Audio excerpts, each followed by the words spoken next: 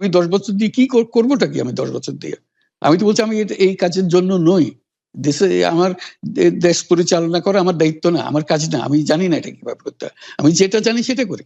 Yunus, doctor Mohammad Yunus, আপনাকে আমাদের অনুষ্ঠানে স্বাগত জানাই। আপনাকে আরো জানিয়ে রেখি, আমাদের সাথে আমাদের প্রযোজক আরাফাত এবং আমাদের যারা জার্মান কলাকুশলী আছেন তারা সবাই আপনাকে সালাম শুভেচ্ছা জানিয়েছেন।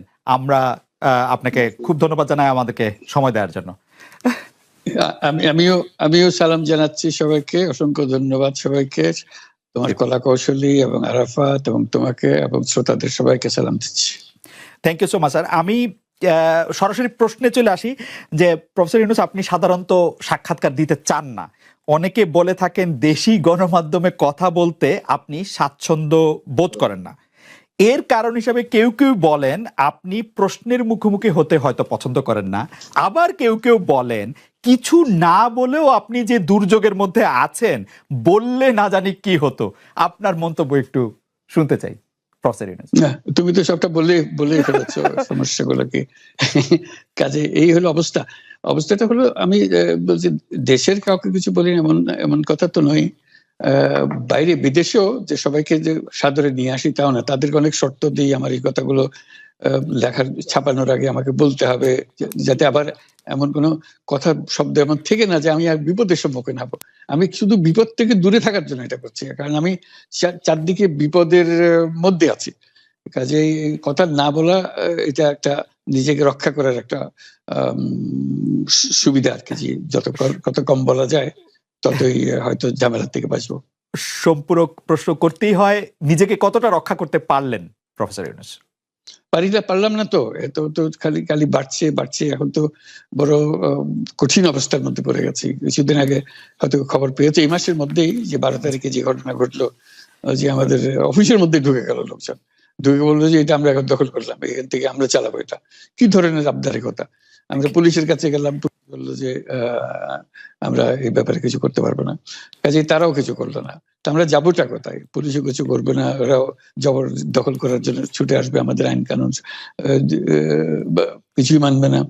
আর আমাদের একটা প্যানিক সৃষ্টি করলো আমাদের পুরো অফিসের মধ্যে যত লোকজন আছে, বিশেষ করে মহিলা সহকর্মী যারা আছে, তারা খুবই ভীত সন্ত্রস্ত হয়ে গেল যে কি কারবার, কি হলো এটা। কাজে সমস্যার পরিমাণ বাড়ছে, কমছে না। সমস্যা পরিমাণ বাড়ছে, কমছে না। আমি একটু পিছনে আদালতে আপনার বিরুদ্ধে রায় ঘোষণার পরে আপনি একটা প্রতিক্রিয়া দিয়েছিলেন। সেই প্রতিক্রিয়া আপনি বলেছিলেন যে বাংলাদেশের একটি কথায় আপনি এরকম বলেছেন যে বাংলাদেশের প্রতিটি নাগরিককে অন্যায়ের বিরুদ্ধে এবং গণতন্ত্র এবং মানবাধিকারের পক্ষে এক কণ্ঠে কথা বলার আহ্বান জানায়। অনেকে এইটাকে দেখছেন হচ্ছে এরকম করে যে আপনি গণতন্ত্রের পক্ষে লড়াইয়ে সামিল হতে বলছেন।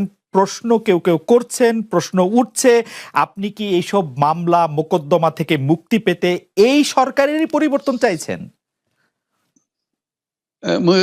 খালেদ, তুমি কি গণতন্ত্রের বিরুদ্ধে নাকি? হঠাৎ এটা নিয়ে তো চিন্তিত। আমি গণতন্ত্রের কথা বললাম আমার জন্য, তুমি তো বলে তুমি বলবে যে আমিও তো আছি, কাজে আমাকে পৃথকভাবে বলতে হচ্ছে কেন? আমরা সেটাই বলতেছি। কাজে আমরা কেউ গণতন্ত্রের বিপক্ষে না, সবাইকে স্মরণ করিয়ে দেওয়া যে আমরা সবাই গণতন্ত্রের পক্ষে, মানবাধিকারের পক্ষে, আমরা ন্যায় নীতির পক্ষে, রুল অফ লর পক্ষে। এইগুলো না থাকলে জাতি হিসেবে আমরা টিকে থাকবো না তো। কাজে যখনই মনে হচ্ছে যেগুলো এখন ফরেন ওয়ার্ডস হয়ে গেছে, তাতে মনে হবে যে আমাদের সমাজ হিসেবে আমাদের দায়িত্ববোধ অনেক বেড়ে গেল। এগুলোকে প্রতিষ্ঠিত করা, সোচ্চার করা, মুখ ফুটে বলা, এটা সবাইকে বলতে হবে, মুখ ফুটে বলতে হবে। আমার বিরুদ্ধে অভিযোগ হলে আমি বলছি না বলে, আপনি বলছেন না কেন? একবার বলে এখন তোমার প্রশ্নের সম্মুখীন হয়ে গেলাম। অনেকে বলছে না, আপনি তো শতবার শতমুখে গণতন্ত্রের কথাই বলবেন, আমাদের সবারই বলা উচিত। কিন্তু প্রশ্নটা এমন ভাবে তোলা হচ্ছে যে আপনি আসলে আপনার রায় ঘোষণার পর আপনি বলছেন গণতন্ত্রের কথা, মানবাধিকারের কথা। অনেকে বলছেন যে এই কথা কি আসলে যেহেতু ব্যাপারটা আপনার উপরে আসলো তখনই আপনি আসলে বললেন কিনা, নাকি আপনি আসলে বলতে চান না, আপনি আগে যেরকম বলছেন? হতে পারে, মুখ যখন বন্ধ থাকে কোনো কথাই বলা হয় না। এখন যখন মুখ খোলার সুযোগ হয়েছে, সামনে ক্যামেরা নিয়ে দাঁড়িয়ে আছে, মাইক্রোফোন দিয়ে দাঁড়িয়ে আছে, কথা বলছি, কাজে মনের কথাটা বললাম আর কি, যেটা মনে ছিল বলা হচ্ছিল না সেটা বললাম। এটা আমার ধারণা এটা সবারই মনের কথা, সেটাকে প্রকাশ করা, তারাও তারাও চায় যে তারা বলুক, আমি বললে তাদেরও মনে সাহস আসে যে উনি বলছেন যখন আমরাও বলতে পারবো।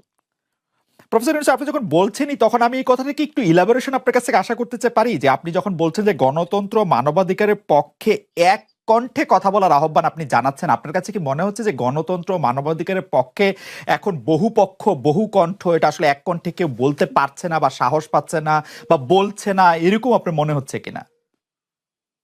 আমার মনে হচ্ছে তাই, কারণ বলতে পারছে না তো, মুখ খুলে সব গণতন্ত্রের কথা বলতে পারছে না, কাজে সেটা বলা, এক বাক্যে বলা, পরিষ্কার কণ্ঠে বলা, এটা আমাদের সবার দায়িত্ব, তো জাতীয় দায়িত্ব এটা, যে না হলে গণতন্ত্র বলে কিছু থাকবে না আমাদের জন্য।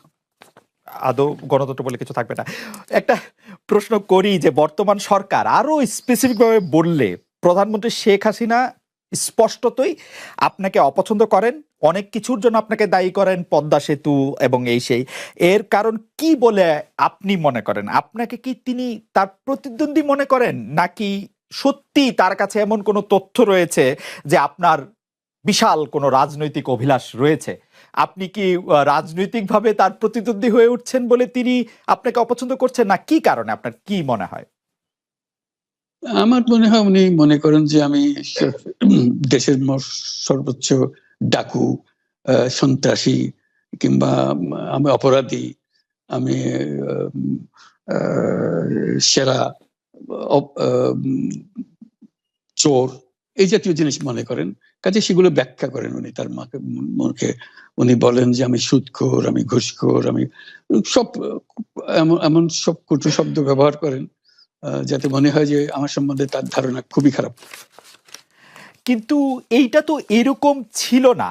আমরা দেখেছি যে ৯৬ থেকে ২০০১ সাল পর্যন্ত নানাভাবে এই সরকারই বা আওয়ামী লীগ সরকারই আপনার সাথে, বা আপনি আওয়ামী লীগ সরকারের সাথে একসাথে কাজ করতে কোনো সমস্যা হয়নি। আপনি এইটা এইটার জায়গাটা কি একটু, ব্যাকগ্রাউন্ডটা কি আমাদের একটু বলা যাবে, যে আপনার কাছে কি মনে হয় কেন এই শত্রুতার বা কেন এই অপছন্দের বিষয়টা একটু সৃষ্টি হলো বা তৈরি হলো? যেই হোক, এটা আমার তরফ থেকে হয়নি। আমি তাকে যথাযথ শ্রদ্ধা করে নিয়ে গেছিলাম আমাদের মাইক্রো ক্রেডিট সামিটে ওয়াশিংটন ডিসিতে। আমাদের প্রধান অতিথি করে নিয়ে গেছি, সবাই সম্মান করেছে। কারণ এই মাইক্রো ক্রেডিটটা তখন পৃথিবীর সামনে আসছে, বড় আকারে আসছে, এবং এটা বাংলাদেশের অবদান হিসেবে সবাই স্বীকৃতি দিচ্ছে। ওয়াশিংটনে দুনিয়ার সেরা যারা সবাই উপস্থিত ছিলেন, তার মধ্যে আমরা ওনাকে নিয়ে গেছিলাম এই জন্য যে বাংলাদেশের পক্ষ থেকে এই গৌরবটা যেন তিনি আমাদের পক্ষ হয়ে গ্রহণ করেন। উনিও রাজি হয়েছেন, উনিও গেছেন, করেছেন। কাজে এটা স্বাভাবিকভাবে এই সম্পর্ক থেকে যাওয়ার কথা ছিল।